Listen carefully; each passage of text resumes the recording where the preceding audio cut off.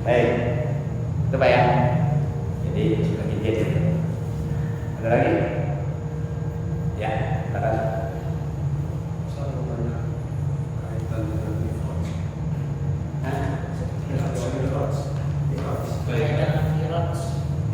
Mi'raj berapa? Ini kan Mi'raj. Tempat ibadah yang pertama kali Allah itu kan Mekah. Apa itu Oh, rumah yang pertama dibuat. Ya. Kemudian sampai zaman Nabi Daud tadi. Kemudian zaman Nabi Sulaiman kan berpindah ke Baitul Maqdis. Kemudian dipindahkan lagi ke zaman Muhammad, dipindahkan lagi ke Mekah. Yang jadi pertanyaan saya itu, tadi kan pertama kali keputusan Nabi kan pembuatan Baitul Maqdis itu kan dia tegak lurus ke atas ya, Baitul Maqdis. Ketika dia pindah ke Baitul Maqdis, otomatis kan saya nggak tahu apakah masih tegak lurus juga ke atas atau enggak. Tapi pada perjalanan Mi'raj itu dari Baitul Maqdis. Jadi tegak lurusnya tadi bukan dari Baitul tadi, tapi sudah dari Baitul Maqdis. Dia dari Maksudnya kalau misalnya kita pikir yang dari awal tadi, ketika Allah menciptakan yang Baitul tadi yang tempat awal kan tegak lurusnya harusnya di Mekah, di Baitul harusnya kan naiknya harusnya dari situ tuh. Kenapa nanya dari Baitul Maqdis? Yang kedua kaitan dengan tawas itu.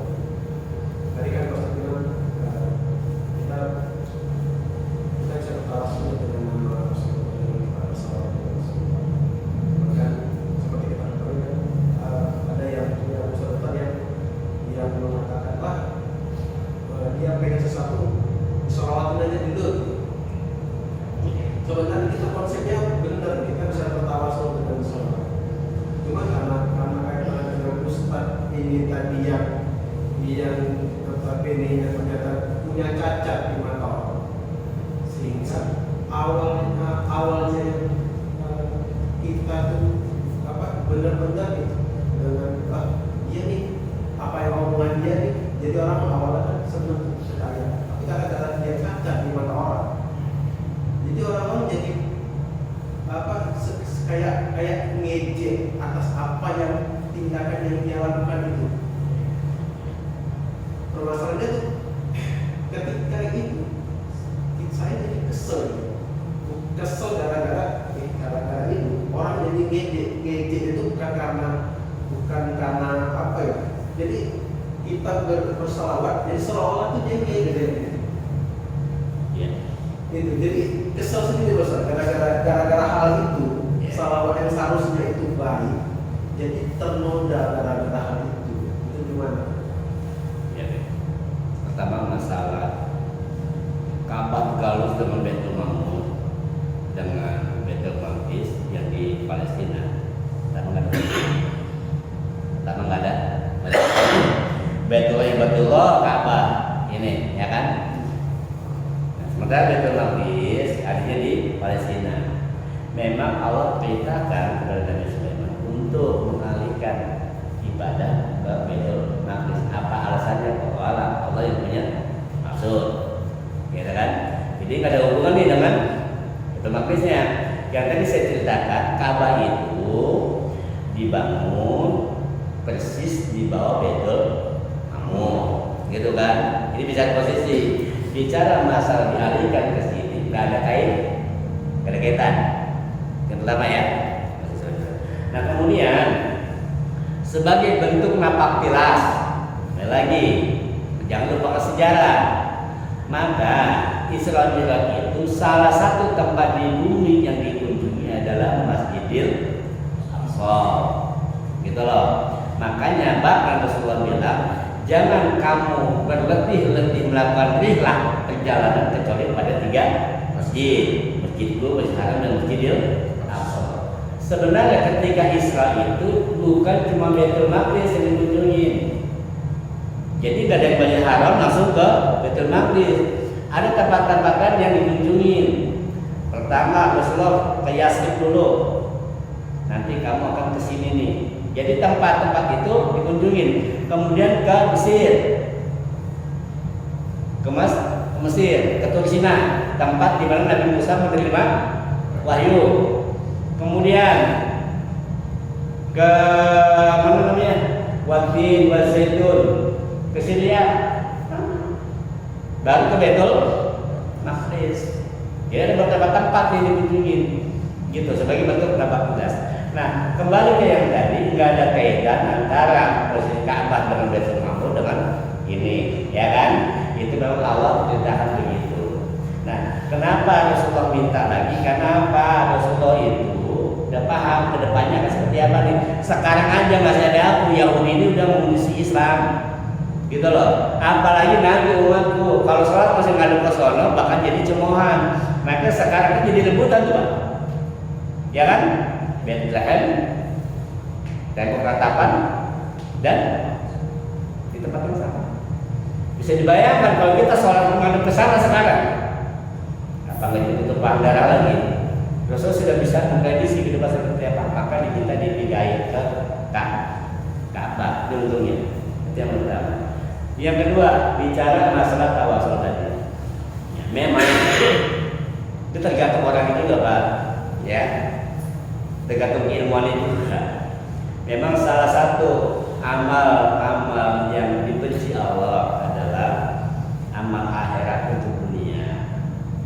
Sekali lagi, amal akhirat untuk dunia. Contoh itu tadi, memang sih ada hadis-hadis yang mengatakan kalau kamu ingin ini baca salat, ada tuh, dalilnya ada, gitu, dalilnya ada. Cuma maksudnya begini, ya jangan cuma sekedar itu, gitu loh.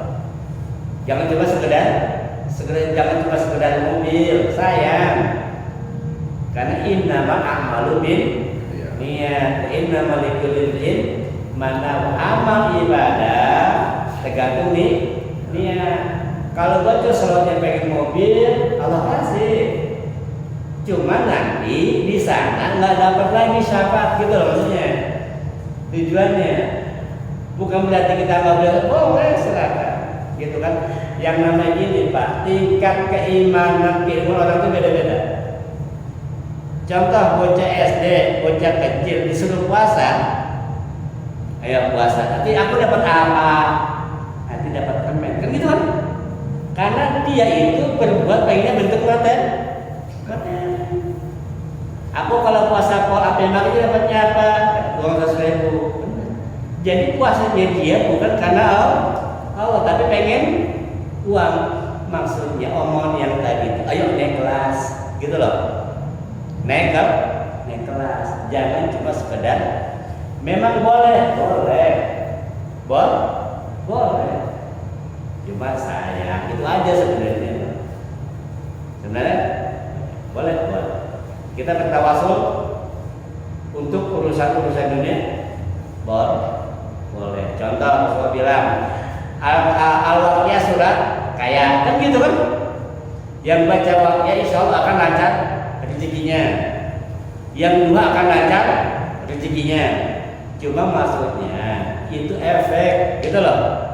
Itu efek. Cuma jangan sampai kita ibadah ngejar efeknya. Ingat, kita buat bekal.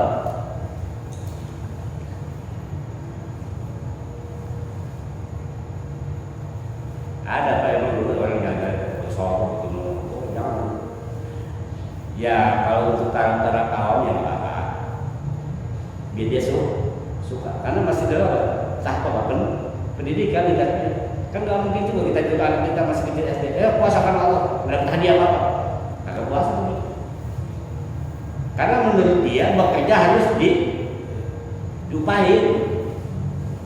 Lah orang kalau kerja masih pengen upah, ibadah masih pengen harta, puasa masih pengen permen, berarti ilmunya rendah.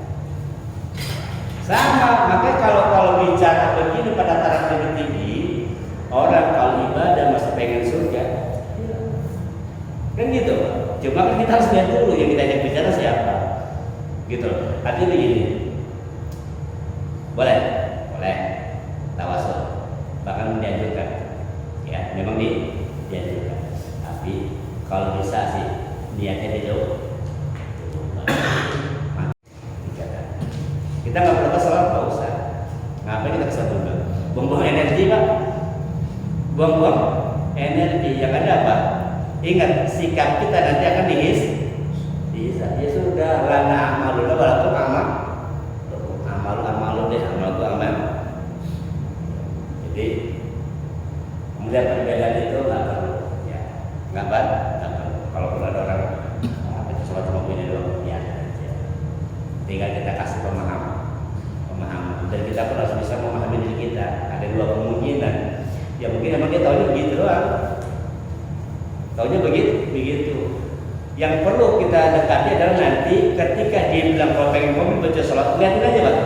2 bulan dalam mobil sampein, udah dapat mobil, bukan selawat, akhirnya badan. Nah, ini yang besar, salah. Tinggal di.